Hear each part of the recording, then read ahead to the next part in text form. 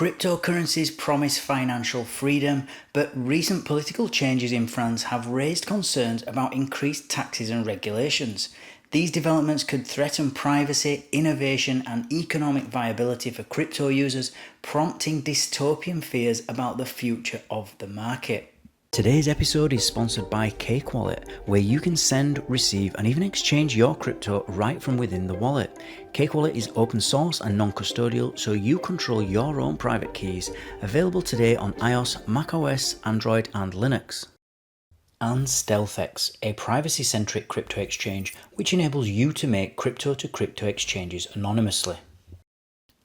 Hi everybody, and welcome again to another episode of Enter Crypto with me, Chris Kenyon. Now, I thought in today's video we'd talk about France. I found an article which is about the recent victory by the left, so a political victory, but they're claiming that crypto taxes in France could triple.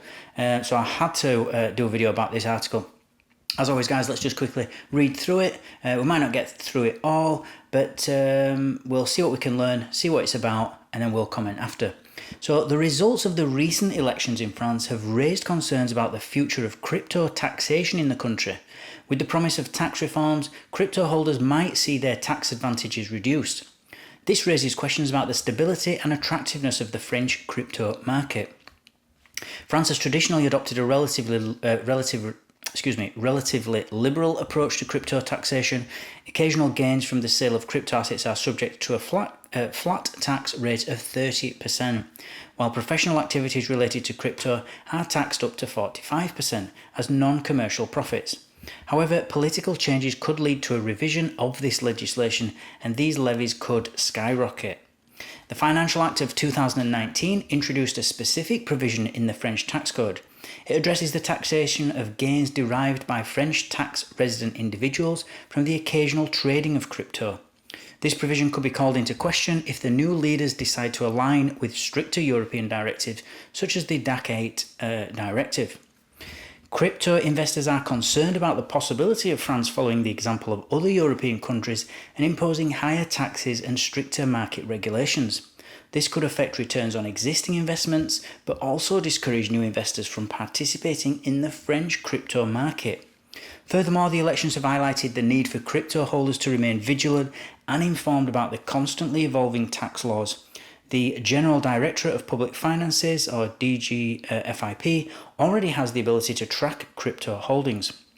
And with the new regulations, this oversight could intensify. As France stands at a political crossroads, the future of crypto taxation remains uncertain, and crypto asset holders must prepare for potential changes, but also consider strategies to navigate a tax landscape that could become more complex and demanding. The key will be to remain adaptable and closely follow legislative developments to maintain compliance and optimize available tax benefits.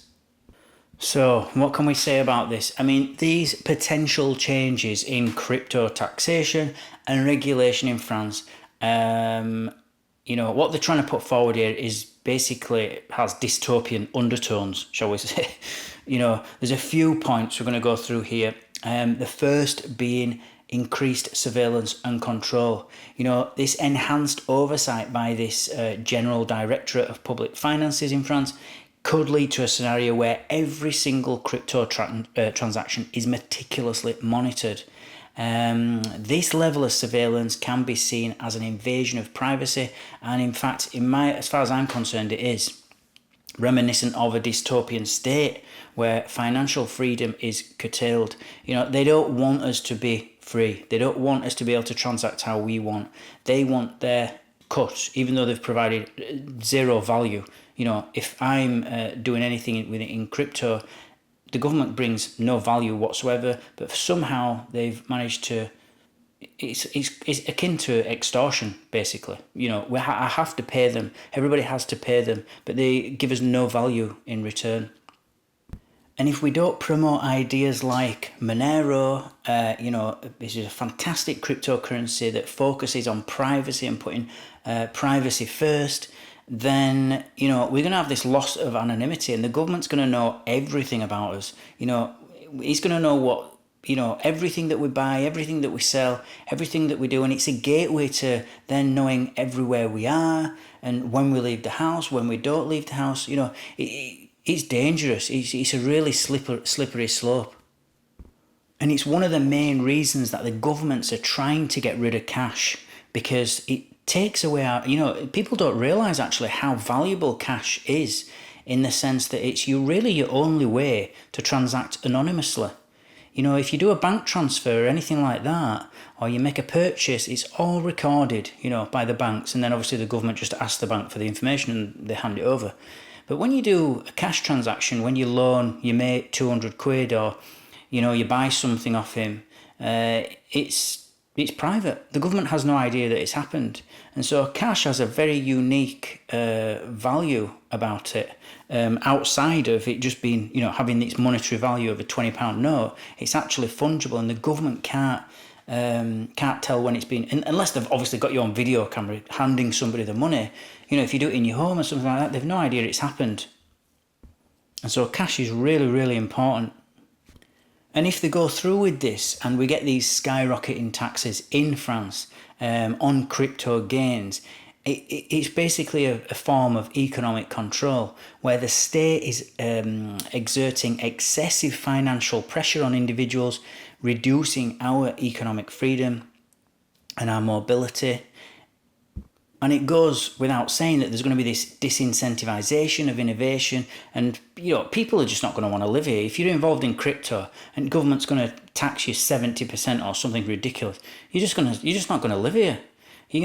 France is going to have this sort of brain drain, where all the intelligent people and all this intellectual capital just leaves France. Because why would you're going to go where you're treated best? You're not going to, when all you're trying to do is program or learn code or try to better cryptocurrencies or access for people, and the government treats you like that, you're just going to leave. And when everybody moves to these crypto-friendly jurisdictions, what's going to be left behind is just a kind of stagnated technological environment where the government controls it, and there is no innovation in that environment. It's the government telling people what to do, and there's nothing exciting happens in that environment anyway. And actually, there's also this sort of idea of reduced returns on investment, because if you've got higher taxes, then you've obviously got lower net gains for investors, because before I even put a trade on, if I live in France, I'm going to be thinking, the government's going to take 70% of my profits before I've even made them. I haven't even made them yet, but I have to think about that before, because I'm going to be taking all the risk, on a trade. The government's not taking no risk. It only takes money off me once I've profited. So I have to factor in that the government is going to take 70% of my profits. So I'm only going to be left with 30. So I now have to think, is that 30% that I'm going to get, is that worth putting a huge amount of my capital at risk? Because if I lose, the government's not going to give me any money. I'm not going to be able to get that money back as an individual. It's different for corporate taxes and other things, but as an individual, I'm screwed. So it's not worth doing it anymore again. So that's another reason to leave. And so it makes it less attractive here, and less investors, less people buying and selling, less liquidity here. It's just crap for everybody. It's just rubbish for everybody here.